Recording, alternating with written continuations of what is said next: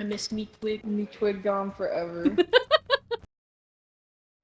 Something that any artist of any kind can go through, but I don't see many people openly talking about, is burnout. When I say any artist of any kind, I mean writers, dancers, songwriters, visual artists, you name it. Any creative, or any person, really, goes through burnout from time to time. Burnout is the topic of today's video, as well as introducing you to a new character that I'll be designing in the background. But before delving into this topic and introducing this character, I'd like to introduce myself. Hi there, my name is MeTwig, or Molly. I'm a tech student, but I'm also an artist. And as an artist, I have a lot of creative projects that I have worked on throughout the years. And when you're working on something consistently over a long period of time, there's a high chance that you'll eventually feel burnout. If I know my community, and I like to think that I do, there's a lot of you out there who write your own stories using your characters. I do this too. I've done it my entire lifetime on YouTube and before then. Story writing from a very young age has been a huge passion for me, so it made sense that this love of writing and storytelling stuck with me throughout my lifetime. And I found that the biggest way my writing skill has improved over the years was through the process of trial and error, which is a fancy way of saying that throughout my time online, I have posted and scrapped a bunch of stories. You can still find these stories online. There are parts of them that make me cringe, but I wouldn't say that I'm ashamed of these stories. I've said something like this before, ironically, in a video detailing why I'm discontinuing one of my series. But these stories to me are visual evidence that I have improved in a skill that I am very proud of. So even though I've canceled them because I didn't think the story was good anymore and I knew that I could do better, they still hold a very special place in my heart. Which is why it feels so difficult and discouraging when I come to a point of burnout when I'm working on one of these stories. And I feel a certain level of fear when I do feel this burnout. Because once upon a time, feeling burnout was the start of the end of whatever story I was working on. During those times specifically, I felt that this burnout came from an inability to fix whatever problem the story had presented. Which makes sense, because burnout equals exhaustion. So as much as I enjoy a good problem to solve, there comes a breaking point where I am exhausted from trying and failing to solve this problem over and over and over again. In short, I've run out of ideas. Or I don't know what the problem is, and I don't know how to solve it yet, which is the situation that I'm in currently. I've been working on a story called Bloodstone Gospel for over 2.5 years now. The last 3 videos that I made introduced this story and some of the characters that will appear in it. And let's be clear here, Bloodstone Gospel is something I am so insanely proud of. I've poured my heart and soul into this project, and I'm extremely proud of the author that I've become through writing it. It's my passion project, I'm extremely proud of it, and I usually get immense joy from working on it. But there's been a handful of times while working on it that I've experienced burnout, and I've learned that burnout doesn't equal the end of things. It just means I need a mental break. Over time, I've equated this feeling to multiple things, for example, designing a character or trying to get past a hard boss in a video game. In terms of designing a character, there have been so many times where I know that there's something missing, but I just can't pinpoint what. And after hours and hours of trying and failing to figure out what it is, eventually I just realize I need to take a step back, breathe, and come back to it another day. A good example of this was the video where I designed my character Jenny. In that video, I explained how I had a design for her and I was halfway through editing the video when suddenly I just didn't want to, and I felt tired when working on it. I didn't understand why, and it was frustrating me, so I took a step back. And after doing so, I realized that the reason I didn't want to work on the video anymore was because I didn't like the design that I ended up making. So I went back at it and tried again. And suddenly I was a lot more excited to work on the video than I was before, because now I was happy and proud of the product that I created. All I needed to do was take a step away. The argument I'm trying to make here is that sometimes you just need to take a breather. And while that applies to everything, I'm talking about story writing specifically here. As I said before, I've been working on Bloodstone Gospel for over 2.5 years now. And I haven't even started making the comic pages yet, which I'm realizing now is kind of funny and ironic because I'm fairly certain I've been working on the writing half of Bloodstone Gospel for longer than I was releasing comic pages for any of my previous works. Goes to show that I've learned to take my time. But anyway, my point is that's a long time to be consistently working on something. I think I've only had to take 2 other mental breaks while working on this. And if we quickly do some math, 2.5 years is 30 months. Divide that by 2 states of burnout leaves us with 15 months. And estimating that those states of burnout take about 1.5 months to get over, However, that leaves me with an average of 13 and a half months of consistently working on the same project. That, my friends, is the power of fixation. And while that is just a rough estimate, it paints a good picture of how much consecutive time I've spent on the same thing. And I'm sure that it's somewhat common sense to assume that working for 13 and a half months on the same thing will inevitably lead to a burnout, where you're just exhausted and have to do something else. Which leaves me here, in the midst of a burnout and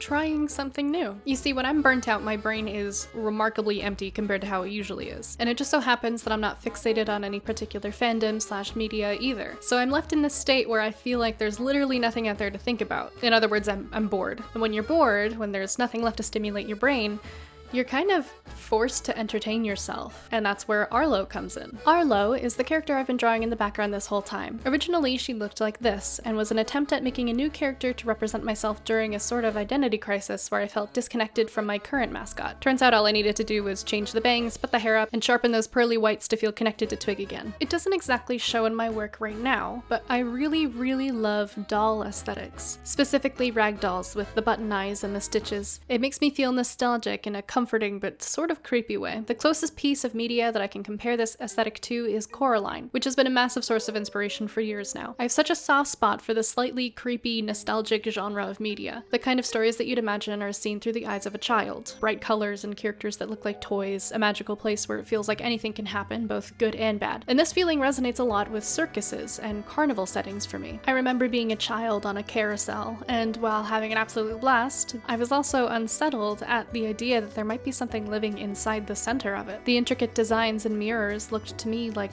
doors, and in my childlike imagination, I thought opening one of those doors would lead me to another world entirely. I couldn't understand that feeling at the time. I was only a kid after all. But now as an adult, analyzing those feelings has me thinking that maybe I felt so unsettled because it truly felt like I was mere inches away from something beyond my comprehension. It felt very real, even though now, in my adult life, I understand that there is nothing inside the center of a carousel. But when you're a child, you don't know that. Maybe you can try to logic your way out of that, but your imagination is a very powerful thing when you're that young. I think it's safe to say that many people are fascinated with carnivals and circuses. Fascination can mean many things, but the two that show up for me the most are inspiration and creep factor. Not scary necessarily, just creepy. Unsettling, but nothing intense enough to drive me away for good. If anything, it draws me in. It's what makes media like Coraline, Alice in Wonderland, and Among the Sleep so interesting to me, because it evokes those same feelings I got from circus acts and carnival attractions. Feeling that I'm stepping into a new world, a place that I don't fully understand, but attracts me with its nostalgic and whimsical atmosphere. There were many instances similar to the carousel in my childhood, where I would see more in everyday objects. My mom used to have this small jewelry holder that looked like a miniature dresser with glass doors, and the inside of it was beautiful. It's blurry in my memory, it's been a long time since she gave it away, but the jewelry inside reflected off the glass doors and created these colorful patterns, almost like a kaleidoscope. And in my young mind, I thought there might be a small world inside of that box. And speaking of kaleidoscopes, those also gave me the same specific feeling, like I was looking into another universe. Coraline captures the essence of this feeling very well, and I think it's why I love it so much. If you haven't watched the movie, which I highly recommend you do, the main theme of it is that the main character, Coraline, travels through a small door in her new house that leads her to a world that mirrors her own, but it's more whimsical, more vibrant. That really sticks out to me, because the act of traveling to a different world through an everyday object fascinates me and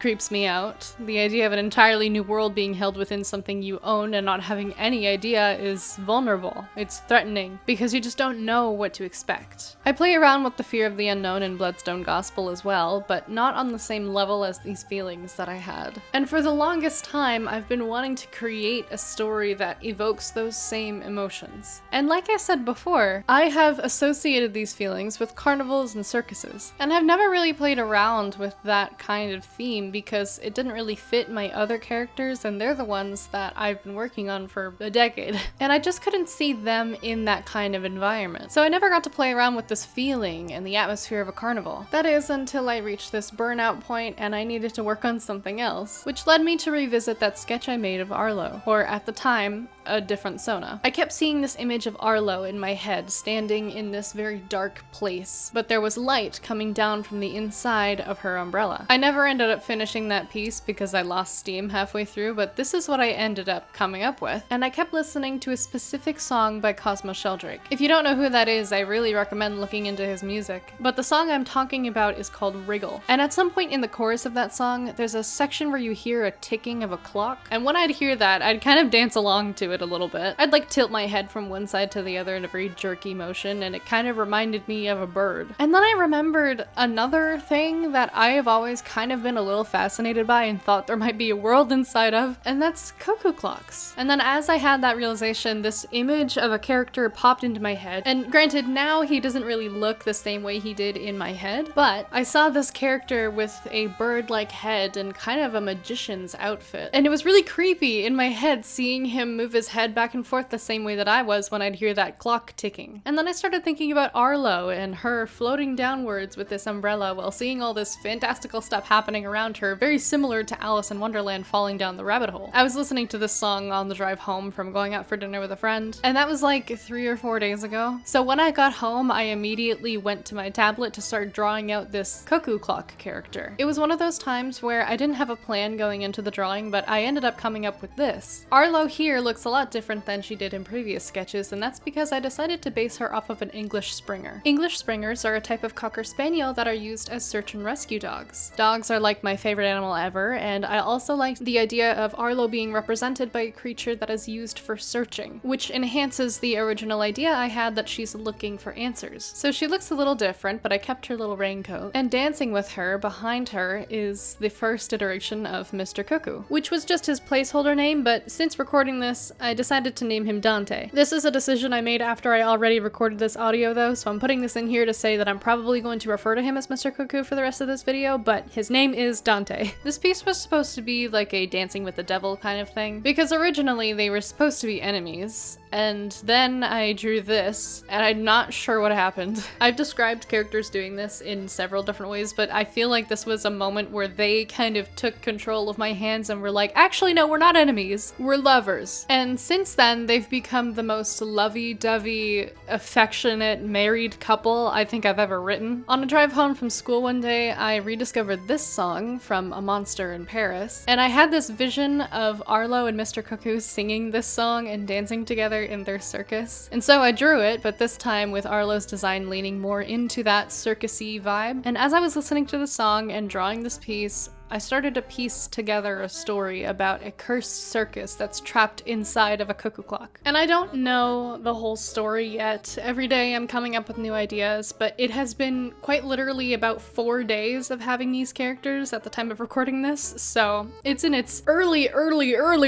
stages. But it has been very refreshing to work on something different than Bloodstone Gospel, even though I still love BSG so much, and I do plan to continue working on it after this burnout passes. But I thought that this might be an interesting opportunity to talk about this subject, since I have briefly in the past, but it's almost always been tied to one of my stories inevitably being discontinued, and that's not the kind of message I want to send with my content. I feel like the way I've delivered this message in the past reads more as, if you need a break from whatever project you're working on, it means you're falling out of love with it, which I don't think is true. And since having my break, I've grown a lot as a person and a writer, and my perspective on these topics has shifted. I think one of my problems is that I only focus on the one project that I'm working on, and I understand why. I'm on the neurodivergent spectrum, and I tend to get really fixated on certain projects, and it's really hard for me to deviate from working on those projects because I'm so fixated on them. But I think it would be healthy to spread my time and attention across multiple projects so that I don't experience this burnout quite as severely as I do. It's inevitable that I will experience burnout in some capacity, but what concerns me is how much it affects me when it happens, especially since a lot of my joy and happiness and fulfillment comes from working on these projects. So when I experience this burnout, I'm sent back to those feelings of fear because I'm immediately thinking that I'm failing this project. And that'll get better the more I learn to challenge these thoughts and feelings and learn more ways to cope with burnout. I've learned to take my time with my stories so that they end up becoming something I'm really proud of. But even if I'm proud of and love working on a project, that doesn't mean I'm immune immune to needing a break every once in a while. What I want you to take away from this is that it's okay to feel these feelings. I cannot express how normal it is to experience burnout. And it doesn't mean that you're failing whatever project you're working on or you have to scrap and start over. It just means you need a breather. You need a mental break, and maybe you should try working on something else. And by doing so, you're opening yourself up to the opportunity of expanding your horizons and improving your writing skill by exploring concepts you might not have explored if you didn't take this break. Experimentation can open your eyes to things that you might not have noticed about yourself. I had no idea that I had such a fascination with carnivals and circus themes until I started experimenting with that concept. And it's been really fun. This video is getting a little bit long, so I'm gonna end that part of the conversation here and talk a little bit about Arlo's design. With Arlo, I attempted a different approach of character design that I've never done before, which is working in grayscale first and then applying color afterward. I don't think I did it quite right because it didn't turn out the way that I wanted it to, but after attempting that, I still used a grayscale gradient map to make sure that I was getting a good variety of values in my colors, which is something I haven't done a lot of experimenting with, but through doing this, I really love the colors that came out in this design, and even though it's very vibrant and in your face, it still works, and it's because of the values. You could have two colors paired with each other that are on opposite ends of the color wheel, but if their values are too similar, it might make them really difficult to look at. And a good way to check if your values are too similar is to use a grayscale gradient map so that you can see it in a monochrome fashion, which would reduce the colors to just their values. If you can't differentiate the two colors when they're under a monochrome view, that might be why they're clashing in a way that feels hard to look at. Some final notes on Arlo. She's still based off of an English Springer because I still like the idea of her searching for answers, but now she's gone from wearing a little raincoat to wearing something more in line with a circus performer's outfit. I decided that she would be an aerial performer and acrobat, and her favorite accessory to use in her performances is her umbrella. She herself specializes in silks and hoops and trapeze, but on occasion she likes to help her husband Mr. Cuckoo with his magic shows by playing the role of a magician's assistant. Arlo is a type of character that I haven't experimented a whole lot with before, and that is someone who's very confident in her sexuality. I would describe her as someone that holds a very sultry, alluring nature to her. She knows that she's gorgeous, and she uses that to her advantage to entice the audience. And her husband. I think they'd have quite a steamy relationship. But to me, she seems like she'd be more forward with her affection. I still have a lot of research to do on circuses and carnivals and what time period I want this to be set in, but I feel like Arlo specifically is of French origin. And maybe that's just because the songs I think capture her vibe the most have been French, or maybe it's my own French heritage crawling its way into one of my stories. But all of this is still in the air and very conceptual, so nothing that I'm saying is set in stone. The only thing I know for certain is that Arlo is part of a circus that's trapped within a cursed cuckoo clock. I'm not too fussed about details quite yet, I'm just having fun with this concept. This is what Arlo ended up looking like. I'm really proud of how she came out. I really like the colors and the vibe that she's giving off, and it was fun to experiment with a more circusy type of design, which I don't think I've ever done before. So I hope you guys liked it. I hope you like Arlo and Mr. Cuckoo in this story that I'm crafting together, and I hope you've learned a little bit about burnout, and I hope you leave this video with some kind of advice or lesson about how to approach burnout. Again, this is just a hobby for me, so anything I have said, take it with a grain of salt. I'm not a professional. Anyway, that's all from me. I hope you enjoyed. Be kind to each other, stay safe, and thank you for your time.